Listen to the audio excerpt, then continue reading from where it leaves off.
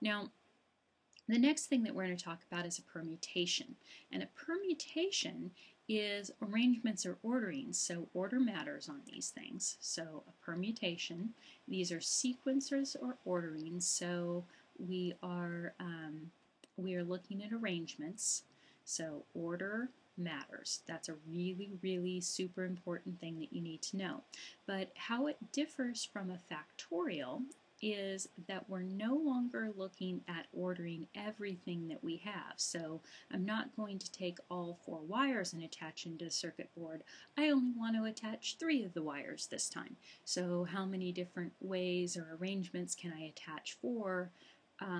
For 4 different places can I attach 3 wires. So that's what a permutation does. Another thing that we can think of permutations, I have 20 people and I want to choose 4 to be president, vice president, secretary, and treasurer. And so it does matter on this who's president, who's secretary, who's vice president, who's treasurer, because they're not all the same thing. So notationally, what we're doing is NPR.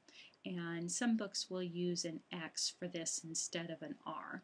And what we have in this NPR is N is equal to the total number of items. So this is the number of unique items that I have to choose from. So if we were going to attach 3 wires to the 4 places on the circuit board, the N is the 4 places on the circuit board that we can attach it. And then the R, that is the number of items that we're going to take at a time. So if we're going to only attach 3 wires to the 4 places, those are the number of items at a time, or sequencing. So if we're going to take 20 people and we're going to put them into president, secretary, vice president, and treasurer, then we're taking the 20 people, that's our N, and then we're going to take them 4 at a time, that's the R. So the number of different sequences or arrangements, this NPR, as we call it, this is equal to N factorial divided by N minus R factorial. So essentially what we're doing is we're finding out, okay, how many different ways can we arrange all of our items, and then we just want to take how many groups there are, right? So we only want to take 4 at a time, so we're going to divide out the number of different ways that we could sequence those 4 at a time. And that's where the N minus R comes from. So now let's take take a look here at an example. If there are 3 people, if 3 people are randomly chosen, how many arrangements are there such that none were born on the same day of the week? So what we have is 7 days to choose from, so our N is equal to the 7 days, and then our R is that we're choosing 3 people at a time. So another way to think about this is the larger number, that's your N, right? And the number that you're choosing at a time, that's your smaller number. So what we're going to find here is 7p3. And so this looks like 7 factorial divided by 7 minus 3 factorial. Now, I don't tend to put these parentheses around it, but I find sometimes I confuse the heck out of my students by not putting in those parentheses. So I have to subtract the 7 minus 3, and then I take the factorial. So this is going to look like a 4, right? So this is really 4 factorial. So if I don't have a calculator that'll do this, which our TIs will do this, what I have to do is I have to do the old-fashioned way, and I have to do 7 times 6 times 5 times 4 times 3 times 2 times 1, and then in the denominator I go 4 factorial, that's 4 times 3 times 2 times 1, and then I go, oh, well, all those are the same, right? So really this just boils down to 7 times 6 times 5, and 7 times 6 is 42, and therefore I have 42 times 5, and that's I can handle that, right? So that is 210. And that would be the way that I'd have to do it if I didn't have a calculator capable of doing a permutation.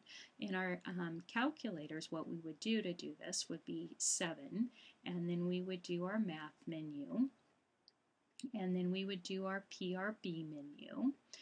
And once we did the PRB menu, then we're going to be looking for the one, we're going to scroll down to the one that says NPR. And then once we've chosen that one, we'll hit return on it, and then we put in the 3, and then we'll do a return again. So this is the number, and then we do all of these things, and then we do our return, and then we put in 3, and then we put in our return again, and that will give us this 210. Let me see if my simple calculator here has a PRB. Oh, look at that, it even has it on here. So I think it'll work the same way, 7, and then NPR, and then 3, and then equals, and there we go. And see, it even gives you the little formula up there. Isn't that nice? So our probability here, or number of ways we can have this happen, is 210.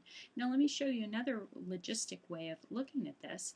Is we could count this out, right? So if I have 7 things to choose from, so I could, on my first thing, I have 7 choices, don't I? And then on my second one, I only have 6 choices. And then on my third one, I only have 5 choices. And so that's my total number of choices. And you see that that's what we ended up with, right? The number of choices we had, because we could only put them into 3 different things. So the way of counting number of outcomes is still working for us, but we're getting more complex methods of doing these counting techniques. And of course, one way is as good as another, but sometimes it's more easily understood when we think of them as, oh, I'm making arrangements of all these things, taking this many at a time. It just makes more sense. All right, now going on to our next problem, there are 3 positions available in a restaurant: counter help, wait staff, and a cook. If we have 7 fully qualified people for all 3 of these positions, how many different ways can the positions be filled? Well, we have 7 qualified people, and we're going to try to fill them with 7 fully qualified people, and we have 3 positions that we need to fill. Now, meaning 7 fully qualified people, of course, means that we have people that could be either a cook or a waitstaff or a counter help. That's all going to be a possibility. So we have 7 factorial over 7 minus 3 factorial, just like we had before, and we already know that that gives us 210. So that would be our answer for that example as well.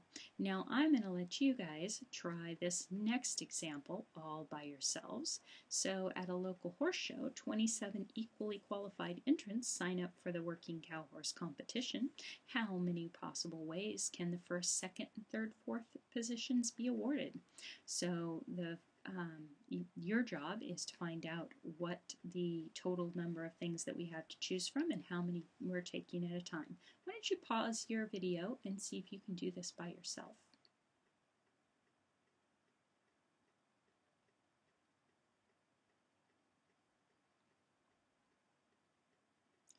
Okay, so logicking this through is that I have 27 equally qualified people, but I only can assign 4 positions, right? But Amanda getting first place and Amanda getting second place, those are different, right? So order is definitely going to matter.